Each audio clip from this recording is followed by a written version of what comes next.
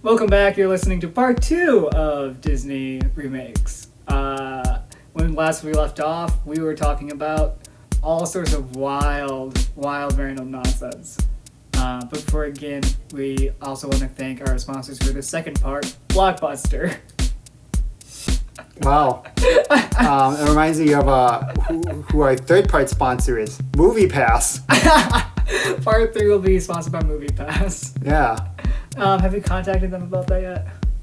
Well, I tried to. They didn't really seem to respond. Dang, we need to send an email. Yeah. Well, I mean... People don't use phones nowadays. You gotta email. Yeah. Well, if that fails, I can always call up RKO. So anyway, we're going to listen to the second part after a brief song.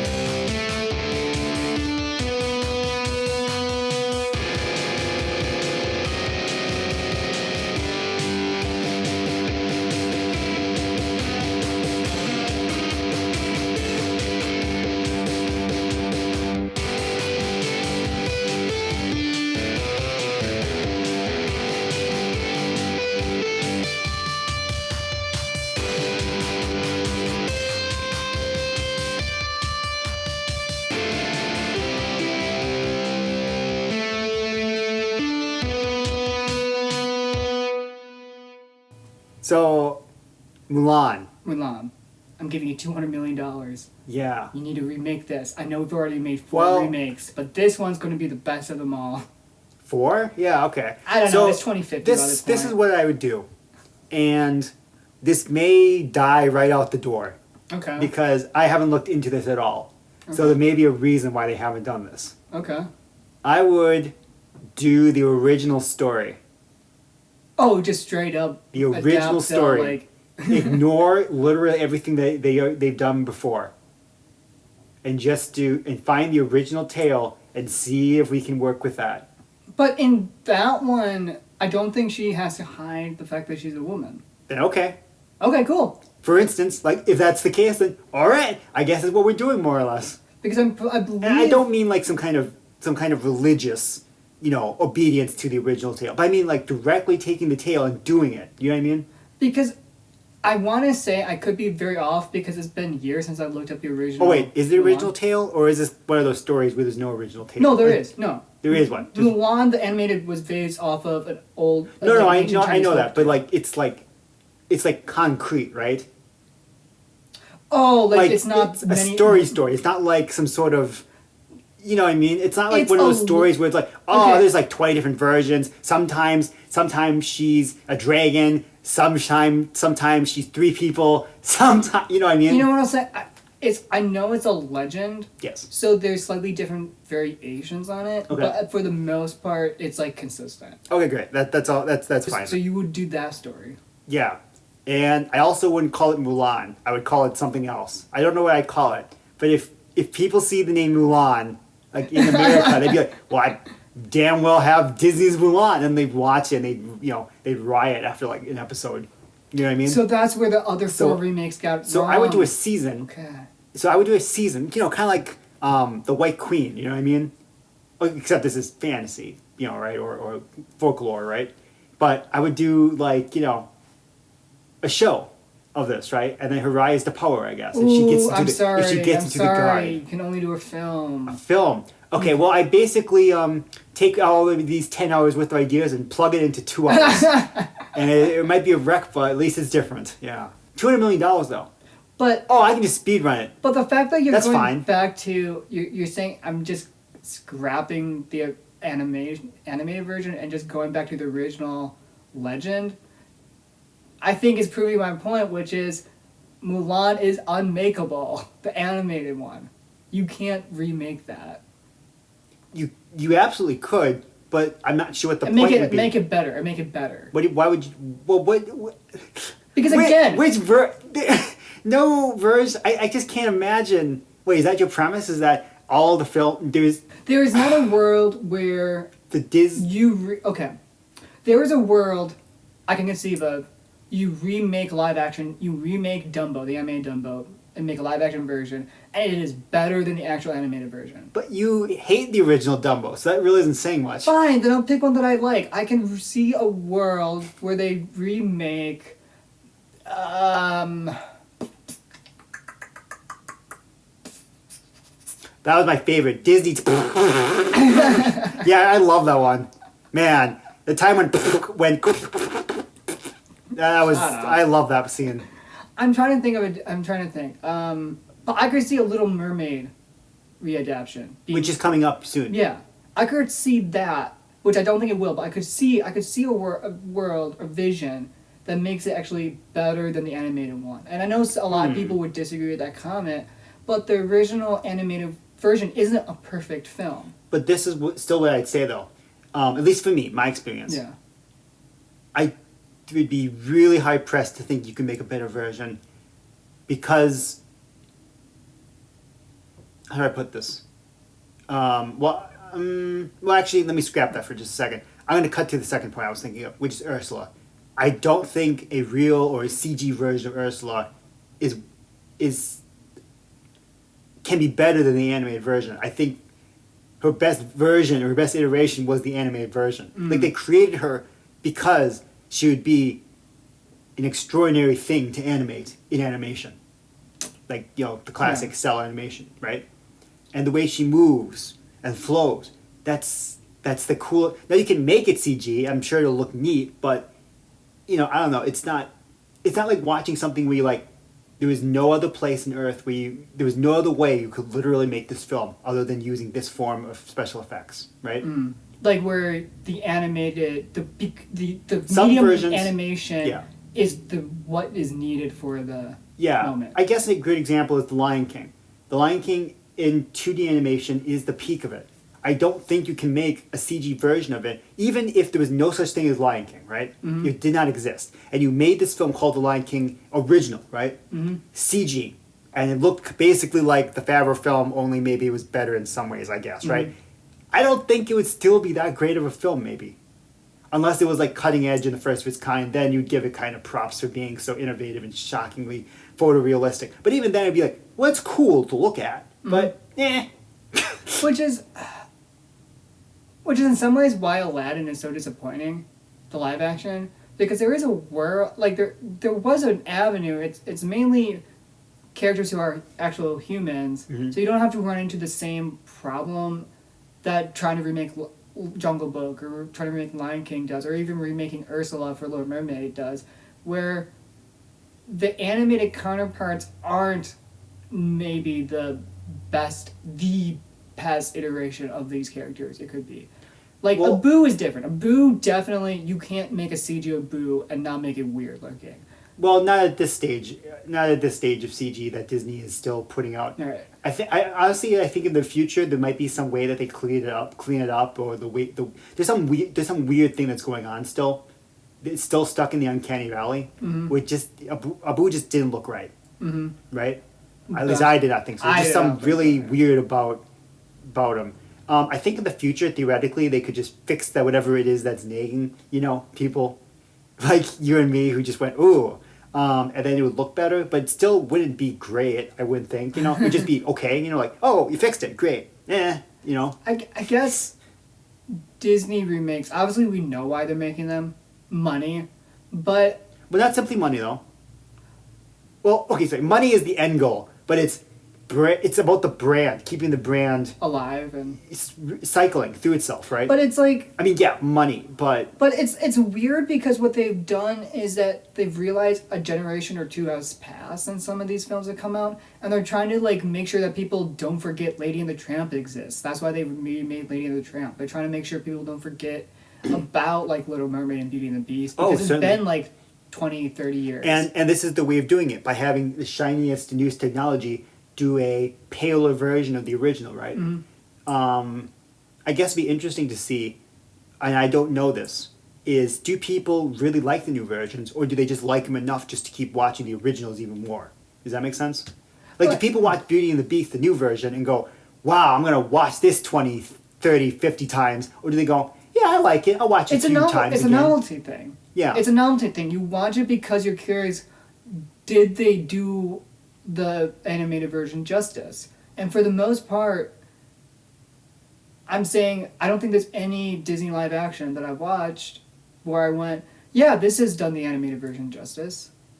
You mean like fully, right? Yeah. Hmm. I was appalled by Maleficent. I was angry at Aladdin. I thought Aladdin. I hated Mulan. I was actually- disappointed in Beauty and the Beast. I thought Beauty and the Beast. Oh, really? I mean. I was disappointed. I thought it was okay.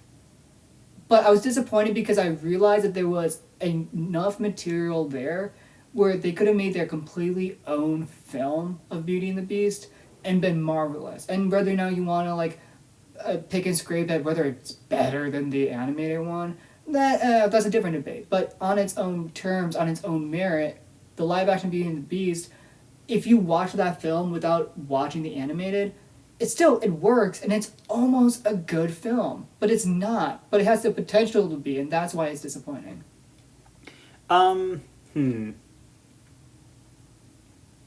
Well, I'm trying to think because I like the. I'm trying to think how to put it. Kind of the trappings of films. Mm-hmm. I'm not sure exactly how to put it. Like, so I liked Maleficent more than you did. Both of the films I liked more than you did. I found the first one disappointing, and I thought the sequel was actually more interesting to watch.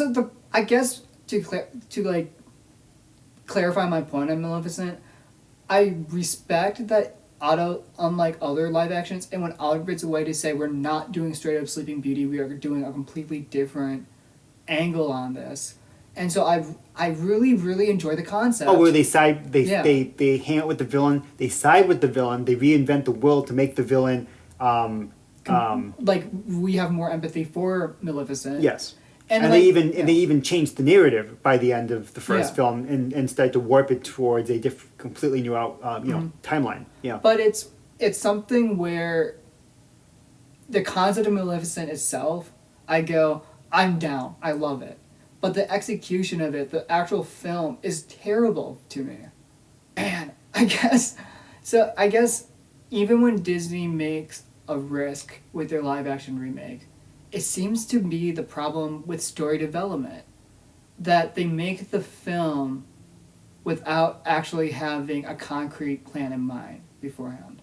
Is kind of what it sounds like, what it seems like. And I think maybe that's self-obvious, but it truly seems to be a problem in the pre-production stage of they announce or greenlight that we're remaking this film without actually knowing what the concept is they want to stick to. You know, what I think it is, my gut says is something like this. When it comes to these juggernauts, when it comes to approving these sort of projects, what they're looking at is a checklist, so to speak. Mm-hmm. Maybe even literally, but let's say so to speak, right? In their mind, they're saying, if we're doing a remake, then it must have all of these things in them. And then you say, but then where's the creativity? And they say, well, make it work under those constraints. Mm-hmm. But we need these things to happen. And then you kind of doom it from the start. Yeah. Whereas even when they take risks, they're still like, yeah, but you still have to. She still needs to like Maleficent. She still needs to turn into a dragon or have a dragon by the end. She still needs to have a spindle. She still, you know what I mean? Like, and I understand that's the original fairy tale itself, but at the same time, it's like, what if someone had an idea where you don't have her turn into a dragon, you don't have the castle overrun by thorns at the end, but then you insist on this. Something like that. Although, this is the climax. Strictly, she doesn't turn into a dragon. I don't believe in the first one, but no. She turns her familiar into a dragon. Strictly, but yeah, she turns into a dragon in the sequel, or whatever she is. It's something where I wonder if there are people at Disney who are running things who lack world building skills, like the skills of world building itself. But that's exactly what I'm saying. The question of sitting down and going, I am going to make a map of family trees, I'm going to make a map of geographic locations, and this map will probably never be used, but it's informing and making definitive decisions on this is the way magic is used, this is how the kingdoms have interacted, this is how the history of the kingdom has evolved, you know what I mean? Well, I think you're partly right, but I think it has to come down to this sort of magic intuition that comes with a person that when you storyboard the film, does it work, right? Mm-hmm. And I even think with like when it comes to like world building, I think that's true, but only to an extent. Because I think of a film like Avatar, right? James Cameron's Avatar? James Cameron's Avatar. Okay. And the world building is one of the most phenomenal ever created. Right. But watching it, it's just like, oh yeah, I guess. I guess it's world building. You know what I mean? Like, what's the language? Well, I guess they created an entire language. I guess. You know? I guess the point of talking about Disney remakes is I'm wondering on these two things. If remaking a film only works if either A, you are going to completely divorce yourself from the original, or B, you're making a commentary upon the original. Well, Disney would never have the cojones to comment upon itself. Right. Right? It would... but that's the thing. I think they need to make a film that does that. And the closest they even decided to even try to get to that is Saving Mr. Banks. Oh, I was going to say Enchanted. I don't think... See, this is my case. Maybe you can try me, right? Yeah. With Saving Mr. Banks, did you see the film? I haven't seen it. Yeah. I mean, you know what happens, though, right? I do. She, what's her name? Travers? Yeah. She's like very persnickety about the whole process, right? I would be too. Disney comes in, right? I think if I understand the premise, right? Disney comes in and keeps hounding her to be able to make Mary Poppins, and she's like, no, it's my baby. I'm not going to let you have it. Then she's finally agreed. Yep. And I think that's where the film basically starts. Is she's final? Oh no, she hasn't agreed. He can. Yep, exactly. He keeps wanting her, so he keeps wooing her by trying to bring her down to his studio or to Disneyland to try to convince her, right? And and then he says, "Oh, we got these great composers, and they have beautiful music, right?" And then and then the Shermans put out a song, and then says "responsible," and she's like, "What's that supposed to mean?" And they're like, "Don't show her the other song." But the ending is really weird because the reality is, as I understand it, is that she watched the film and was irritated by the film, and then tried to talk to Disney, Walt Disney, about like changing it, and he's like, "That ship has sailed." Like that's what he said, and it's like, we're done, right? And so it was this really bitter end to the whole situation, right? Mm-hmm. Although I guess really far later she may have been forgiving of the film, I think, maybe. But it kind of had a sour note, right? The film doesn't have that sour note entirely, I don't think, if I remember correctly. It's far more forgiving. I guess what I'm saying is but they attempt to have this idea that there's this power that comes in and tries to wrangle your idea because they think they understand it better than you do. Mm-hmm. And in some ways they don't, but in some ways they might, right? Whereas Enchanted, it's definitely a parody of itself, but I don't think it's a parody in the sense that it's some kind of satire, because it's still celebrating Disney films. It's just poking fun at them a little. Yeah, exactly. I don't think Enchanted really satirizes itself in the sense it does some sort of critique, like doesn't make some sort of claim about the nature of itself. Mm-hmm. Does that make sense? I don't think it does. No, it doesn't. Not much of one, I suppose. If it does satirize anything, it says that there's something maybe too pat about the way the classic cartoon princess lives, in stark contrast to modern living. Mm-hmm. It sort of approaches some sort of vague thesis about that. But then, of course, you get the one character who literally becomes the princess and makes herself 2D and jumps in, right? I don't know. Because this is the thing. Because if it had been sour, if it ended sourly, like the film, the screenplay, then I don't know how they could have greenlit such a thing. Like, oh, yeah, let's make a film where we talk about how bad we are, right? Instead, they make the film about how it's difficult to give up your baby, but we promise we'll try. And almost the film is as a marketing tool for people who are reluctant to give up their babies to Disney, right? Like, oh, George Lucas, we'll take good care of your babies, Oh, it'll be good stuff, right? Oh, don't worry, Marvel. We'll we'll respect Don't worry, your Sony. brainchild. Yeah, We'll take good care of we'll Spider. take good care of Spider-Man. But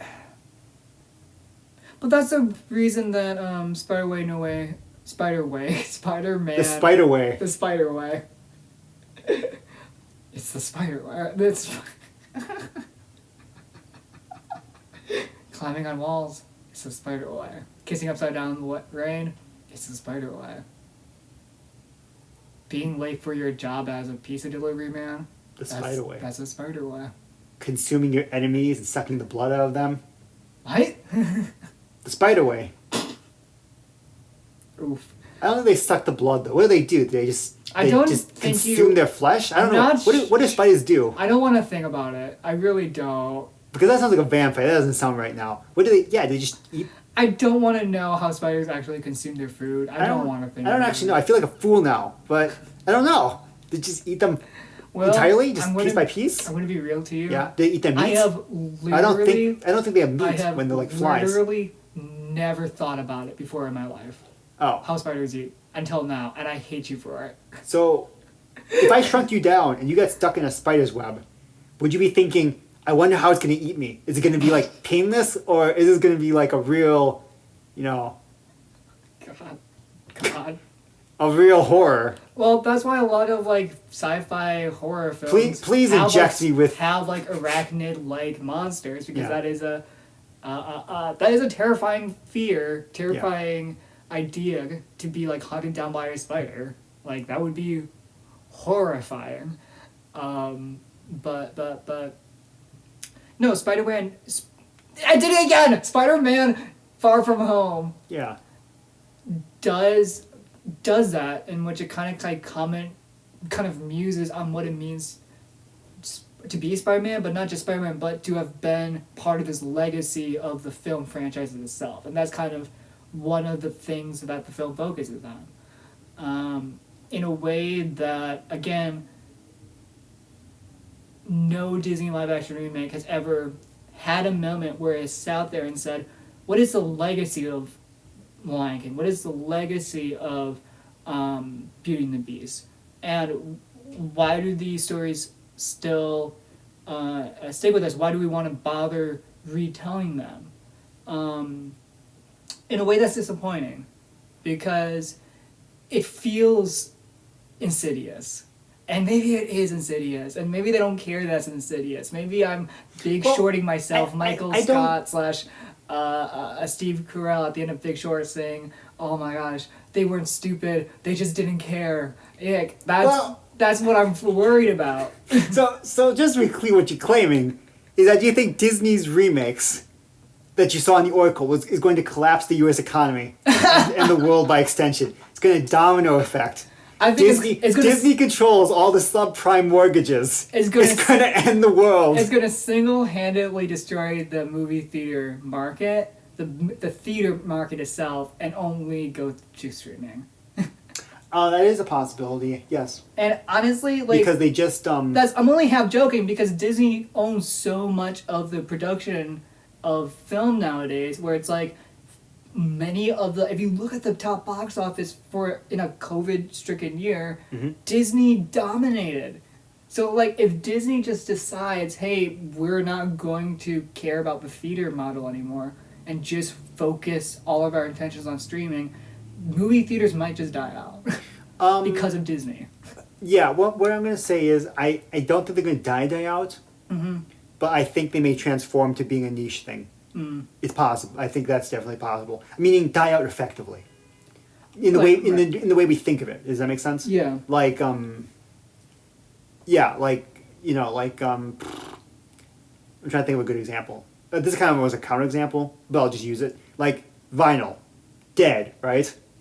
Okay. Vinyl is dead, right? And then people, hipsters, saunter up to the store and go, we need vinyls. That's how hipsters sound. Right? And so they start buying vinyls to be cool. But not just to be cool, because what people love are... What do vinyls love? What do hipsters What do the vinyls love? Vinyls don't love anything. They're inanimate objects. No. But sorry, I totally blanked on the word you just said. What do Now, vinyls if you love? anthropomorphize vinyls, what you end up with is Brave little toaster. they want a needle to come down upon them and stroke them. Well, Right no. around in circles. Oh my God, no, stop. I don't want, no, stop. You are injected. But that's from their this. that's their super- purpose in life, to create sweet music from having a needle come down upon them, and read their minds like a palm reading. There are a lot of careless whispers being floated out right now, and I don't like it. So the hipsters will go to the store, and they will see. David Bowie, Well, yeah. Frank Sinatra, I mean, there's also Louis Armstrong. There's new stuff, of course, too, that's being put in vinyl. But I think what people miss these days is the idea of collecting something, of actually controlling or holding something. Mm-hmm. Because with the I mean, it used to be called the Disney Vault. Now there's no Disney Vault, right? Now it's just just the Disney Plus world, right? You don't really own it. You just kind of have access to it, right? People like actually having a CD collection because it shows who you are, right? Unless you're someone who has to keep moving all the time. Well, no, that's true. But I think that's a similar case to like even like having a book collection. Yeah. It's cool to have a book collection. People look at your book collection and judge you, right? Until you hit retirement and you Right. have to look up at your book, all your books over the last 40 years and go, damn it, now I gotta get rid of these books. Yeah, it's like it's going so well until we see that you have not one but 3 copies of the Da Vinci Code just hanging out in your library. And Rand, oh no! No.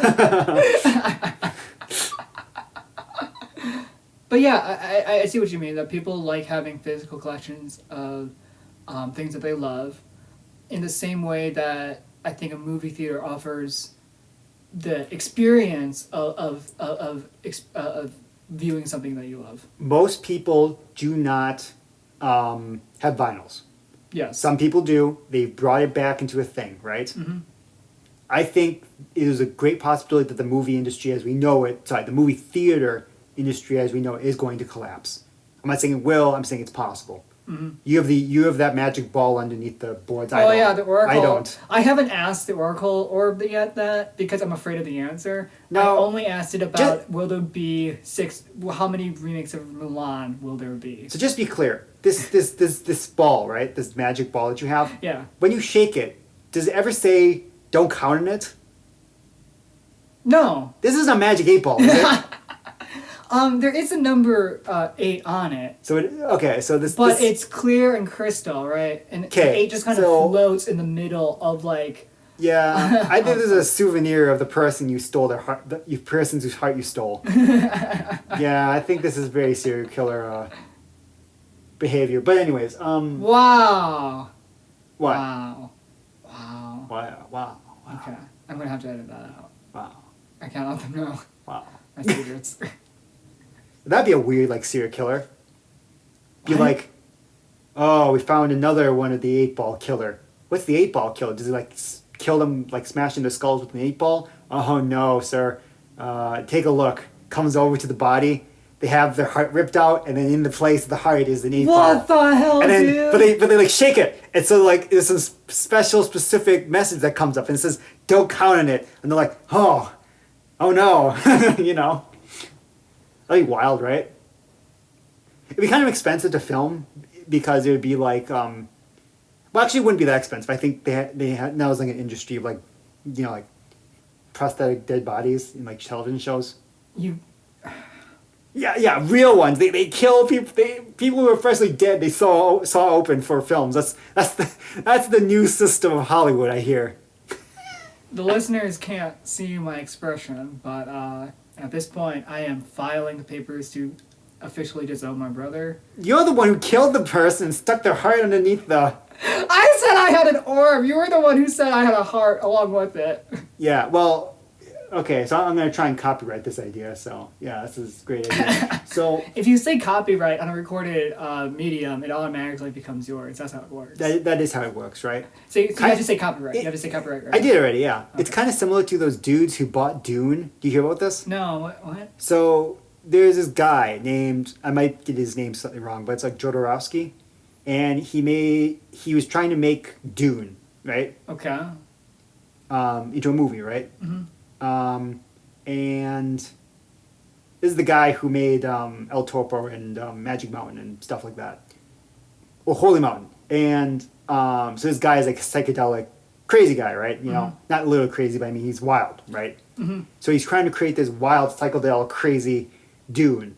And then he had all sorts of incredible, famous people he was going to bring aboard, right? He's going to have Salvador Dali in the film. He was going to have Orson Welles in the film. It was crazy, right? Ultimately, the film falls apart, unfortunately, right? But his manuscript, the original manuscript for what he had in mind, was put in a vault, I guess. A bunch of crypto bros bought the manuscript and thought they owned the rights to Dune. Wow. That's Like, they saw the new Dune and they're like, wow, that's so drab. I want my psychedelic one, baby. And so they bought the manuscript for millions of dollars. Maybe $1 million, or just an outrageous amount of money. And they're like, now he owns the rights to Dune. And then people are like, nah, man, you just own an old book with words in it. You don't own Dune. I'm like, oh, well, that's disappointing. So now what they decide is they're going to take the papers, rip the book into pieces, and sell those as NFTs. Oh my god. To try and recoup the cost because they just lost their money. This world has gone to hell. Yeah. I don't know what we're living in anymore. Yeah, I don't know. Okay. I feel like this was going somewhere. Yeah, I was actually I can't find a segue to get to my final point and my ultimate point. Wait, before you go to any ultimate point, okay. I want to just kind of round back to what I was trying to say. To what? I have no idea, but let me just try and round back anyway. Mary Poppins? Yeah, kind of. So, the problem is with Disney, when it comes to remakes, is there is no problem. They're doing exactly what they promised. And we should be completely... on board with it? We should be on board and bored with it. They want to be boring, they want to be safe, they just want to make their money, they want to remind us of the good old times, and that's it. Basically, and maybe, right? Like when you go to when you get on a Disney cruise, right? And they have the Little Mermaid on, right? And you sit down and you go, do you sit down and go, oh boy, this Little Mermaid is going to be better than the actual animated musical? No, it's the same reason why you go to like Disney World, Disneyland, and be like, hey, it's Mickey Mouse, hey, it's Elsa. It's not really Elsa or Mickey Mouse, but it's like for a moment you kind of can pretend. Especially if you're like a little kid, then you might actually think it is literally Elsa. Yeah. Which sometimes happens, which is always adorable. But even adults get a kick out of like seeing like cosplay of Disney characters when they're in Disney World, Disneyland. Now, where's the furry contingency? Like, where is what's his name? Nick? Nick Wilde. Nick Wilde. Where's he running? Because he's a wild animal. Does he run around Disney World? Yeah, he Disneyland, does. he does? Yeah. Oh, wow. Yeah, they have the furries out in full. They do? They have a weird amount of people coming up and getting like thumbs up photographs with Nick Wilde. Like a weird amount of people coming up to him. And whispering in his ear, I love you, man. I love you. Disney has been promoting furryism since 1958 when they dropped Lady and the Tramp and decided to create a romance story between dogs. That's all I can say. Yeah, with tramps. I guess my ultimate point I'll make about Disney remakes and the idea of remaking your own thing in the first place is you either A, do it for the money, you do it for the brand, or 3, you do it for the story. And I guess my expectation needs to be shifted because I keep on thinking story. I'm interested in, because I love Lion King, because I love Beauty and the Beast, because I love Aladdin, because I love a lot of the Disney, and I guess if Disney's going to force Pixar to do live action Pixar films, I love Pixar films too. I love it because of the story. I love it because of the characters. Wait, is this an Oracle thing, or is this some sort of news that you're telling me some terrible news? I'm just saying that the Oracle is cloudy. Terrible things will happen if Pixar is bastardized and exploited for its resources. Could you imagine the outcry? It's already bad enough what they've done with their crazy... What? Could you imagine the outcry if they decided to remake Up live action? You know what the sad part is? There wouldn't be an outcry.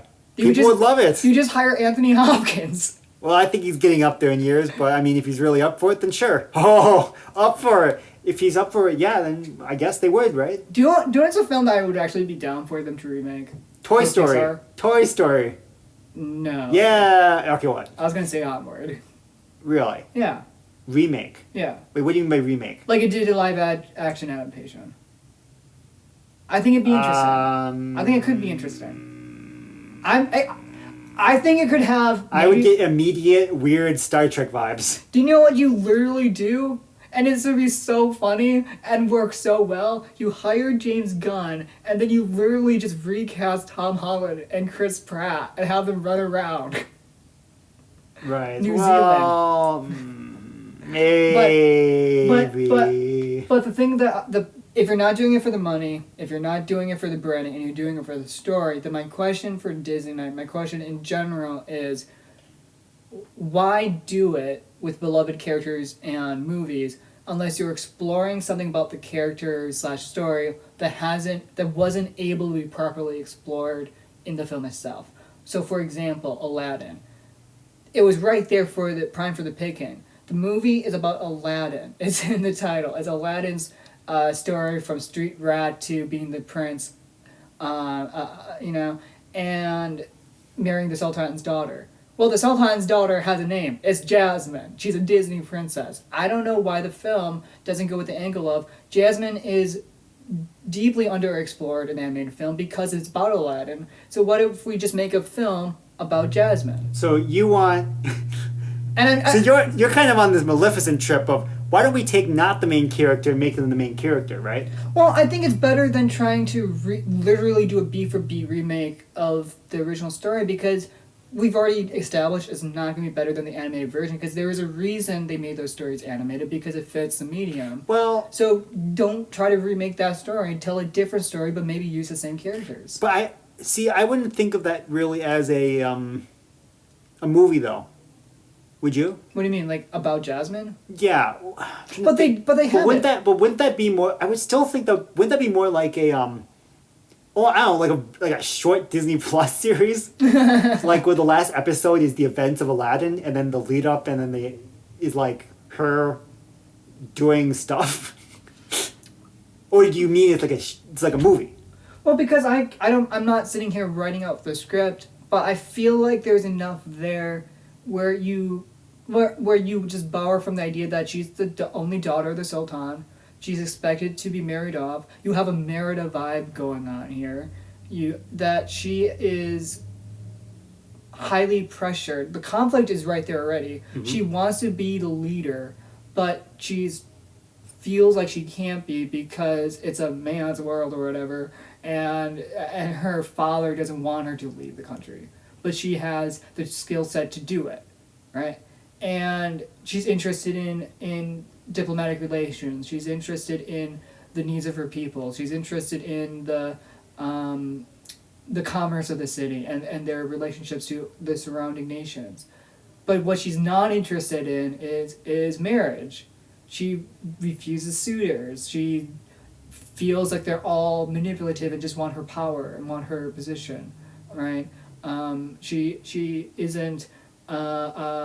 She loves her father, but also finds him aggravating because of his inability to see that his daughter could be aggravating.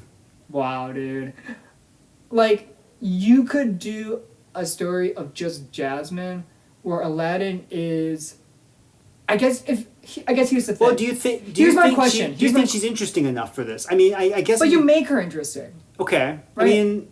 I don't disagree that some of the Disney princesses of the Disney Renaissance and even and modern day can get boring because they're kind of the same personality. Well, I'm not even going to make a case against the character in themselves as far as like being the princess or anything. I don't know.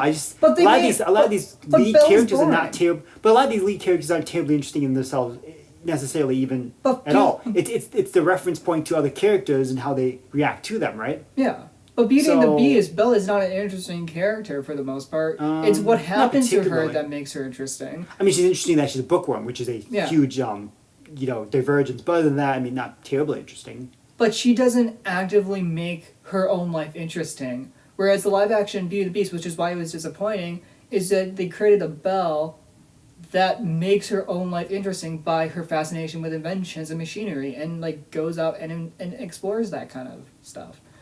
You do the same thing with Jasmine. You think she does, and then she doesn't. But yes, exactly. Yeah, but that's the same thing you do with Jasmine. You make her interesting by giving her hobbies and interests that she's passionate about, and those interests, hobbies, somehow lead her to Aladdin or Genie or some other conflict in the kingdom, or with Jafar.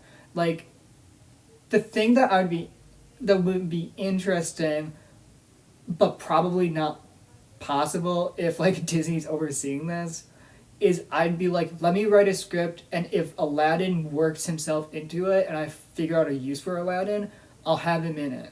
But for now, in my mind, I go, I don't need Aladdin in that film. You just need Jasmine and probably Jafar, because Jafar is going to be the main villain. Because he's the Sultan's consultant. Okay, intriguing. Does that make sense? Where I it's guess so, because Jafar can be the resident. Yeah, because the Sultan has he's actually the advisors. resident. In many ways, he's the resident Loki, isn't he? Yeah, he's the person who whispers in the Sultan's ear about like, oh, Jasmine can't be the next leader. Jasmine needs to be married. Like, so you keep the same plot that is in the animated Aladdin and in the live action Aladdin, which is Jafar is also a suitor. Jafar also wants to marry Jasmine, because boom, he's all of a sudden elevated a class. For the power. Yeah. Yeah. And so you just keep that, and that's what plot point that Jasmine has to deal with. And so that's essentially the film. The bare bones of it, because obviously you need to have something else happen and more to do, but like that's kind of the pitch initially. And again, like if Aladdin comes into the picture at some point because there is a necessary reason for him to be, then he does. But if he doesn't need to be. Like, for example, this could chronologically, you could argue, take place before she meets Aladdin. Or an alternative universe where she doesn't meet Aladdin until much later. She's already like in her early 20s, but she's going to meet Aladdin in the future, but we don't need to see that in this film. Something like that. I think, for me, I would like to see Disney remakes take the route of, let's explore the characters, keep them... that's why I like the concept of Maleficent. Exploring the characters that were unexplored in the original animated version, because exploring the same character again, the same main lead, doesn't make sense. Because it's already been mined. The oil, well, it's dry. It's time to move on. There are no diamonds in the mine, dwarves. It's time to move on. Wow, dude. Shout out to Pinker Dinklage for getting Disney to go, oh shoot, we need to reconsider how we're doing Snow White. If they're even considering it at all. I have no idea what they're doing right now with that film. Any last thoughts on Disney remakes? Well, I'll tell you this. I am so worried it's going to be a disaster film. Snow White. Oh. Because remember I mentioned they didn't have the technology quite right in Maleficent? Yeah. Where the fairies didn't look right?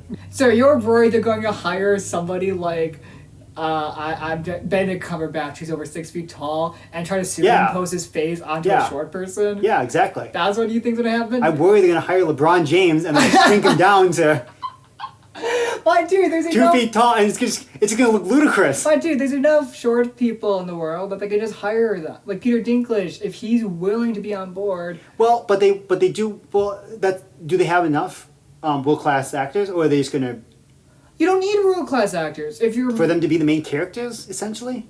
Or you think they're going to be? Guess. Or what you're saying is, no, Will. We just need them to be the entertainment on the side. And then I go, oh, that's fine. Never mind. But I thought that's exactly what Peter Dinklage was railing against, which was, I don't want them to be some kind of wacko minstrel, freak show on the side that's just for the entertainment of the audience. Here's a question I have, I guess, then. He wants to give them dignity, something interesting, or weird. Even if it's not going to be some sort of weird PC dignified, he said, or something really effed up or something crazy, and I'm like, oh, that'd be interesting if Disney went that route, I guess here's the thing. I understand that sometimes it's like, oh, why does Chris Pratt keep on? Why do they keep hiring? You want Chris Pratt again? Why do we? Why do we keep hiring Meryl Streep for this film? Why do we keep? Well, the reason is legitimacy, right? an indie film like we just watched for the Toronto film. Wait, it wasn't No. Toronto. Cannes. Sundance. Sorry, we just watched the Sundance Film. We definitely Festival. did not go to the Cannes Film Festival. We just watched Coconada's new film After Yang on with the Sundance Film Festival virtually, and it stars Colin Farrell as he got main billing. The reason you as an indie filmmaker hire Colin Farrell has one, because he's an incredibly talented actor, but two, because it gives the film legitimacy. People hear Colin Farrell's in this film and are therefore a little bit more interested. Exactly. But we are talking about Disney, the multi-billion-dollar industry, where it's like, if you just announce that you're doing Snow White, in my mind I go, how many people, I know some people are, but how many people are less likely to see the film because it doesn't have famous people in it? Because it's Disney, because you see the branding of Disney and you see that it's Snow White. Well, and I feel like it's not worth then going out and feeling like you need to hire a famous celebrity for these roles. I don't actually know, to be honest, because... And I could be way off base on that, I understand. But actually, that's a very good question. Because the films that do the most impressively these days when it comes to the Disney remakes seem to be the one with the all-star casts. Now, that could be purely coincidental and they're botching all their... But it does seem to be that way, actually.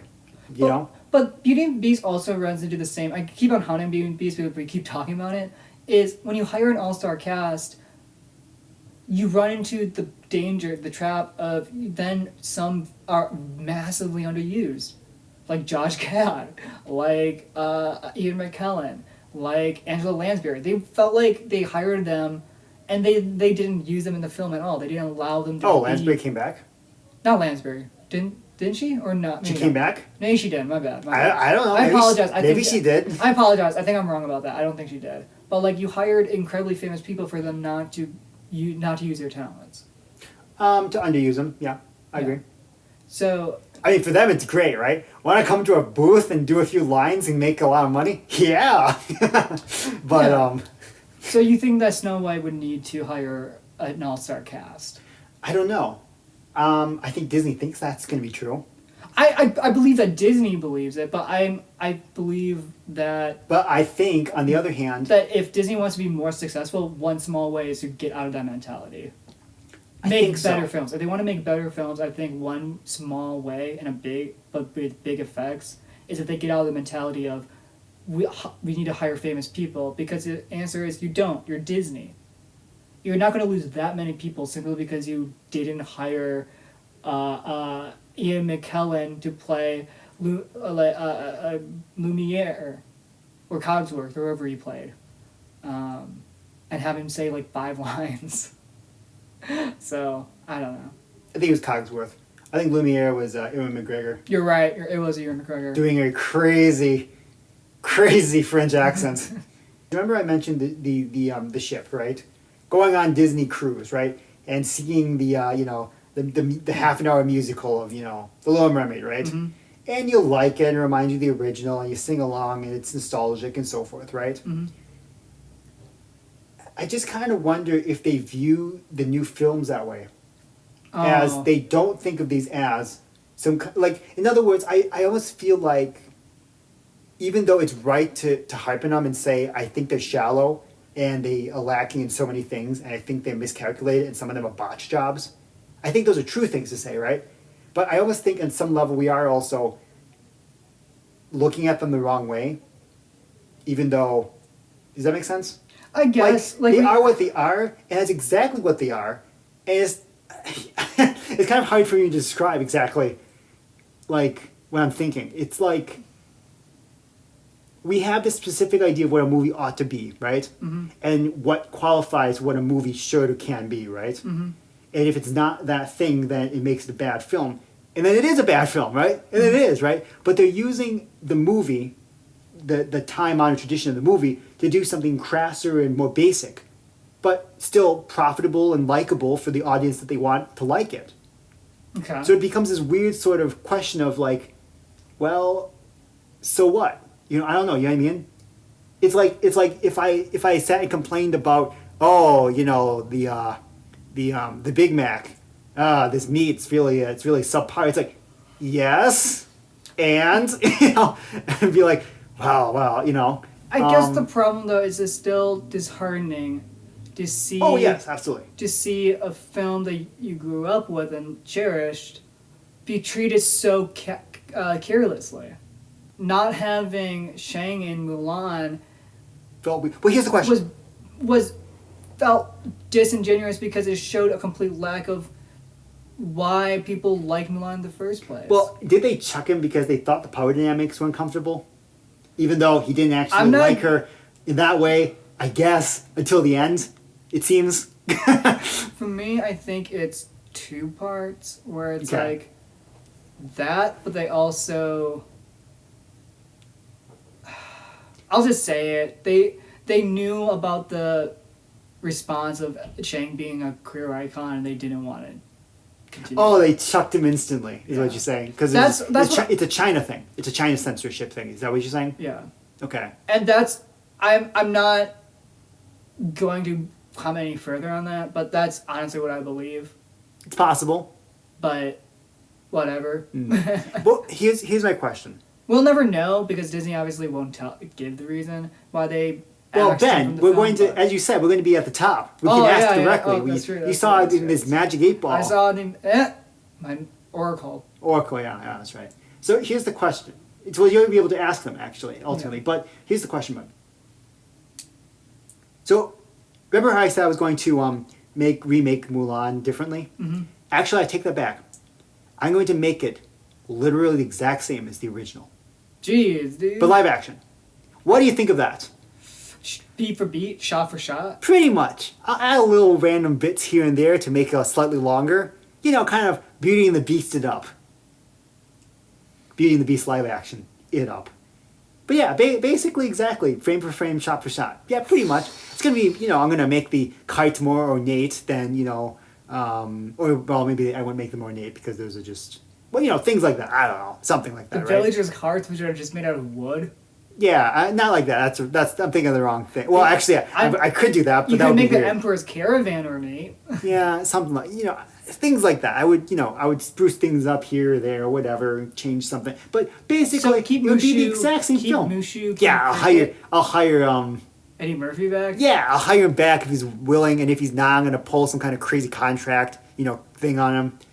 Probably like they just did to Rick Moranis. You saw it, right? Yeah. He's being forced to come back to do Honey, I Shrunk the Kids again. Yeah. After he's been retired for who knows how long. Gosh. So I Poor kind dude. of wonder if it's a contract thing, but I hope it's not, and he just really wants to come out of retirement and do this fun thing. But it doesn't strike me that way. But hey, I hope he has a good time. Yeah. And I hope the film is likable to watch, because I'll probably be watching it, won't I? How do I feel about if Mulan was a shot-for-shot remake? Basically. I don't mean just literally shot Yeah. for shot. Exactly. But in the same sense that Lion King is. In the same sense that Lion Kind of, yeah. Or maybe even a little bit of Beauty and the Beast, but even a little more stricter. Like, just for a reference point. Because you said, he kind of said before, well, that's not exactly what I meant when I said, a remake, right? Because that doesn't sound like a remake. That sounds like a reinvention. I'm like, okay. So what would you say? That sounds like a completely different story. Itself. Yeah, so what would you say if I said, you know what? You're right. I'm going to basically remake the thing almost exactly. Think like Beauty and the Beast, but maybe even a little more stricter. But also a little, but like give it a little looser. Maybe add a few scenes that tell you absolutely nothing more interesting about the characters, but just there because you need to fluff out the time. Because people who watch a 90-minute film in live action say, I'm being ripped off. So they need to make it like 110 minutes. And then I'll make the action scene longer, I guess, just for fun. What would you say to that as a remake? Because I think it sounds soulless and weird, but it qualifies for everything that the checklist, as I mentioned before, would be looking out for. I'd be like, yeah, fine.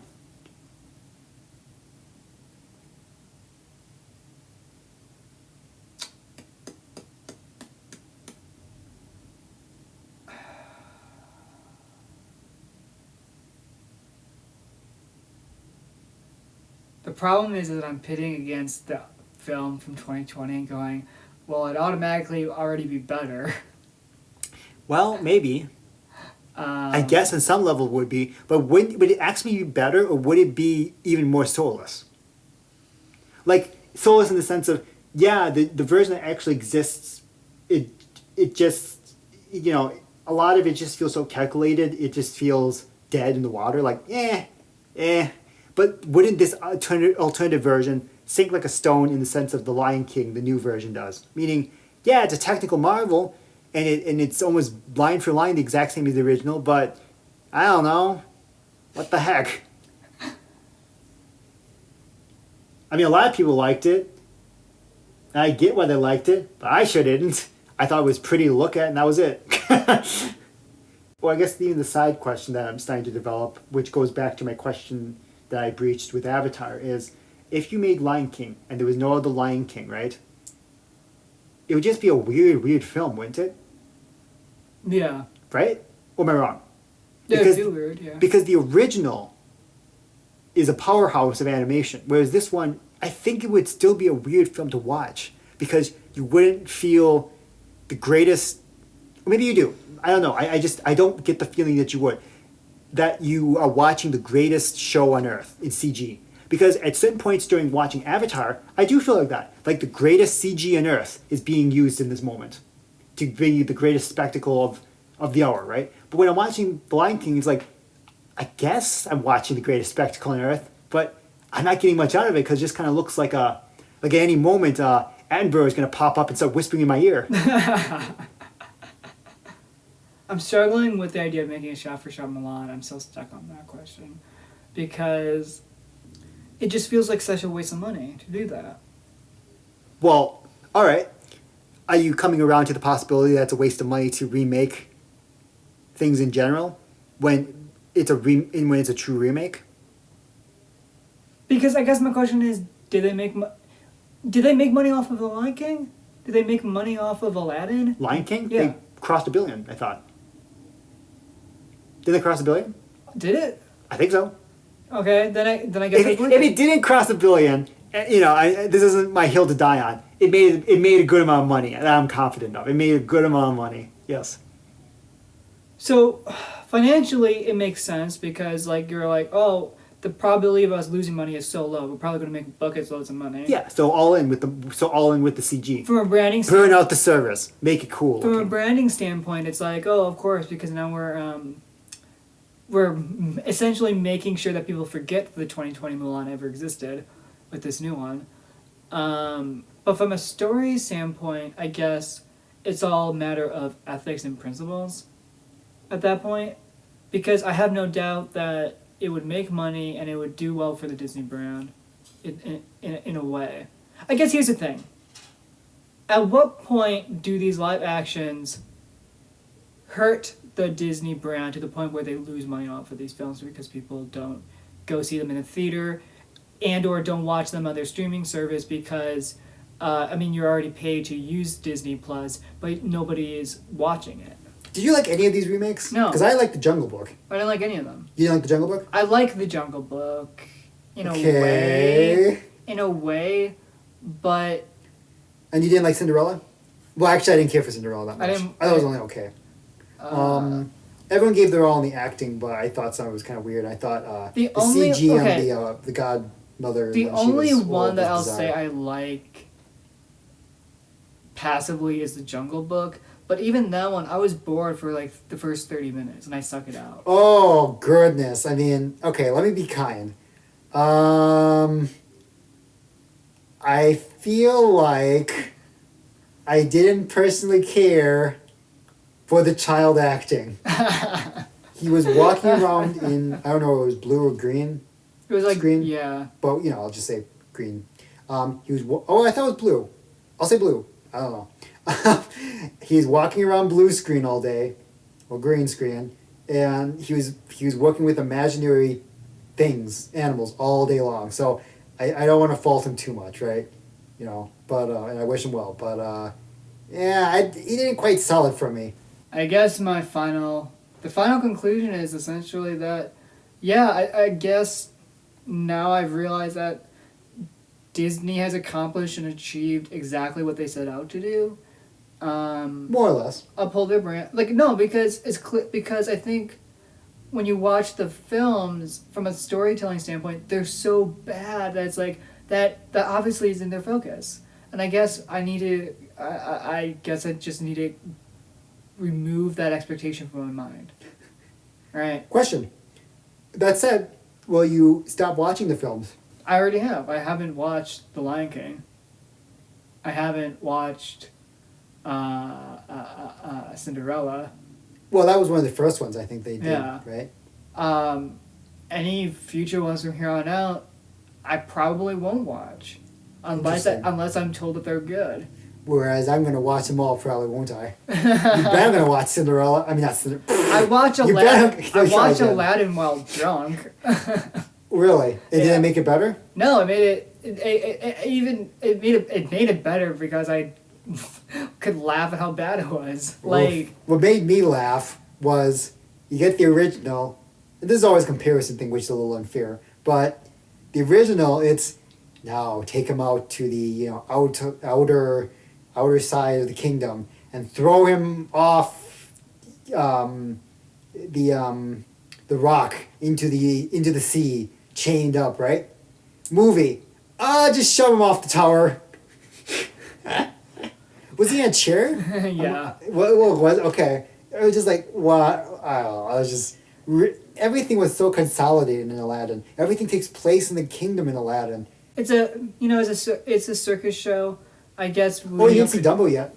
No, I haven't. I'm not going to. Yeah, Like, I guess we could like. I'm not particularly running out to see Dumbo. I guess I might at some point because I like Tim Burton, but I've heard just kind of So Yeah. I'm just having an reaction to getting around to seeing that one. To be honest, We don't have to. We're not going to deep dive into this, but we've talked about before about the ethics of corporate responsibility. Disney's job, responsibility to society, just on a fundamental level of who they are. They're an entertainment company. That's what they've built their corporation on, their monopoly on. And if they're not doing that, then it feels... And they know that they're not doing that and continue to keep not doing that and say, we're going to keep not doing that because we don't care. It's just kind of upsetting. Well, it's upsetting to us, meaning you and me. The fact that it makes a lot of money suggests the films make a lot of... The current slate of films, remakes, that is, make a lot of money suggests that we are either out of the circle of being entertained. Or it's just one-time goers. It's people who watch it because because hope is the greatest of all sins, according to Nietzsche or whatever. Greatest of all. Oh, that's quite the leap. What all is right. it? What is it? Hope is the... What's the line? Well, hope is the greatest of all evils, for it prolongs the suffering of man. And it prolongs the suffering of people watching Disney. Because I feel like a lot of people who have gone to see and helped cross the $1 billion mark in the box office for like Lion King and Aladdin is because they went to it once with the hope that maybe this one would be better. But I'm still convinced... Okay to watch, and it wasn't. But I'm still convinced that it's this sort of... I still think it's very similar to going to Disney World or to going on a cruise line or seeing it in Broadway. I think that these live actions is some kind of like media snack to keep back to the originals. And I don't think the intention is to supplant the original. I think it's just to keep the gravy train going. I'm not I even don't asking. even mean in a money sense. I mean in a memory hardwire sense. Like you watch these films and you go, these are my expectations. I want you to checklist all the way down all these things, right? And so I think for a lot of people, my guess is that Mulan, the remake, failed because there was no Mushu, there were no songs, and there was no what's his name? Shang? Yeah. And there was no Shang. And I think there were probably a lot of people who just flat up miffed, and Disney just learned a lesson. Remake everything by the book. You know what I mean? Which is going to make it feel weird, but it's just going to be what people are looking for, I guess, right? Which is soulless. But if you view the films not as a film in themselves, but just as a recreation of the original, then... It's a giant ad campaign. Yeah, I mean... You State Farm doesn't put out ads because they expect people to go out and immediately get State Farm insurance. It's down the line, months, years from now, if you need insurance... 15, now you're a 23-year-old, Exactly. You'll think of State Farm because you keep seeing them. Or what do you think of Geico? Well, I don't even know what the company is. I don't know if they treat their workers well. I don't know if their plans are really that great. I don't know what happens in yada, yada, yada. But you know what? I think their ads are funny, and I get a good feeling when I think of Geico, right? Yeah, and I guess you're right right? that Disney is using these remakes as kind of almost an advertising campaign for Disney itself. I agree. Yes. Okay, I get that. I can see that. Doesn't make it any less upsetting. No. Because they have the chance to do that and tell a good story, and they just choose not to. Well, because it uses the grand tradition of film to do something that we consider low, Yeah. right? So, in conclusion, I consulted the Oracle. We're going to get at least 6 Mulan remakes. We're going to get 7 Little Mermaids. And at the end of the day, Disney will probably get our money, laugh their way to their bank. Now, my favorite edition is going to be the Mulan one, the last one they do, which actually kills the company of Disney. What? Which is where they stick a camera up the horse's butt and just kind of film out of the butt. So you get a lot of tail, like obscuring the vision of the film. But then it just plays out like normal, actually. You can't really tell what's going on. You think so they spend like $300 million for a battle sequence that you can only half see. Because all you see is like tail and then random explosions in the background. So it's Sam Mendes' 1917 in this like one-shot film, but just from a horse's butt perspective. Yeah, exactly.